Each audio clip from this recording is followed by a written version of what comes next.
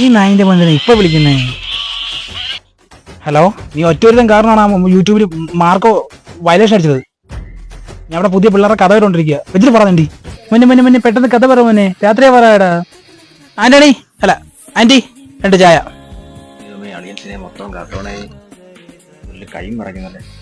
Sir, എന്റെ കയ്യിലുള്ള കഥയെന്ന് വെച്ച് കഴിഞ്ഞാലേ ഒരു ക്രിസ്ത്യാനിറ്റി മോഡ് ഫിയർ വൈബ് സാധനമാണ്. ലാസ്റ്റ് സപ്പർ എന്ന് വെച്ചാ എന്തുവായിരുന്നു, മറ്റേ ബൈബിളിലെ കർത്താവിന്റെ ഒരു സാധനമില്ലേ? നീ കഥ പറ. ഇതിനകത്ത് സീൻ ഒന്നെന്ന് പറയുമ്പോ നമ്മുടെ ക്യാമറ ഇല്ലേ ഇങ്ങനെ പൊങ്ങി വരും. ആദ്യം നീ കഥ പറ. ഇത് പൊക്കണോ താക്കണോ പിന്നെ ഞാൻ തീരുമാനിച്ചോളാം. ക്യാമറ ഇങ്ങനെ മാക്സിമം മേലോട്ട് പൊങ്ങും തോറും വീഴുന്നതിന്റെ ഊക്കവും കൂടുകയോ. ചുരുക്കി പറഞ്ഞ പോയവനും വന്നവനും കണ്ടവനും നിന്നവനും കിടന്നവനും എല്ലാം ചത്ത്. ഞാൻ എഴുതിയ സ്ക്രിപ്റ്റിൽ നിന്ന് അതെല്ലാം ഞാൻ നോക്കിക്കോളാം. ഇനി മേലെ നീ കഥ എഴുതല്, ഒരു ടൈം എഴുതല്.